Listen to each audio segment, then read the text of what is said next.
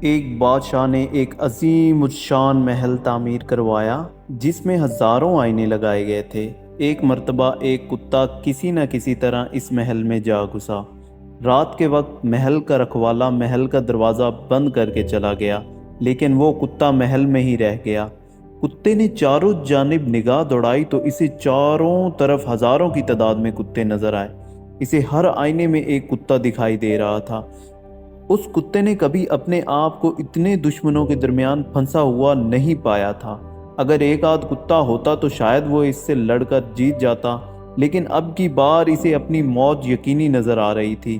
کتا جس جانب آنکھ اٹھاتا اسے ہر طرف کتے نظر آتے۔ کتے نے بھونک کر ان کتوں کو ڈرانا چاہا۔ دھیان رہے کہ دوسروں کو ڈرانے والا دراصل خود ہی ڈرا ہوا ہوتا ہے، ورنہ کسی کو ڈرانے کی ضرورت ہی کیا ہے۔ جب کتے نے بھونک کر ان کتوں کو ڈرانے کی کوشش کی تو وہ سینکڑوں کتے بھی بھونکنے لگے۔ اس کی نس نس کانپ اٹھی۔ اسے محسوس ہوا کہ اس کے بچنے کا کوئی راستہ نہیں، کیونکہ وہ چاروں طرف سے گر چکا تھا۔ صبح جب چوکیدار نے دروازہ کھولا تو محل میں کتے کی لاش پڑی تھی۔ اس محل میں کوئی بھی موجود نہ تھا جو اسے مارتا۔ محل خالی تھا، لیکن کتے کے پورے جسم میں زخموں کے نشان تھے۔ وہ خون میں لت پت تھا۔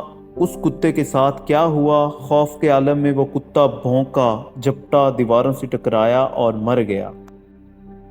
ہمارے سبھی تعلقات، سبھی حوالے آئینوں کی مانند ہیں۔ ان سب میں ہم اپنی ہی تصویر دیکھتے ہیں۔ نفرت سے بھرا آدمی یہ دیکھ رہا ہوتا ہے کہ سب لوگ اس سے نفرت کرتے ہیں۔ لالچی آدمی کو یوں معلوم ہوتا ہے کہ سب اس کو لوٹنے کے منصوبے بنا رہے ہیں۔ وہ اپنے لالچ کی تصویر دنیا کے آئینہ خانے میں دیکھتا ہے۔ شہوانیت کا مریض سوچتا ہے کہ ساری دنیا اسے جسم پرستی کی دعوت دے رہی ہے۔ فقیر کہتا ہے کہ ساری دنیا ایک ہی اشارہ کر رہی ہے کہ چھوڑ دو سب کچھ، بھاگ جاؤ دنیا سے۔ ہم جو کچھ بھی ہیں وہی کچھ ہمیں اپنے چاروں طرف دکھائی پڑتا ہے۔ سارا جگ آئینہ ہے جس میں ہمیں اپنا آپ ہی دکھائی پڑ رہا ہوتا ہے۔ اپنے ارد گرد کے آئینوں کو اپنے عمل کے کردار اور اخلاق کے ساتھ صاف رکھنے کی کوشش کریں، کیونکہ ہمارا آئینہ ہمارے لیے راہ نجات بھی ہے اور باعث پکڑ بھی۔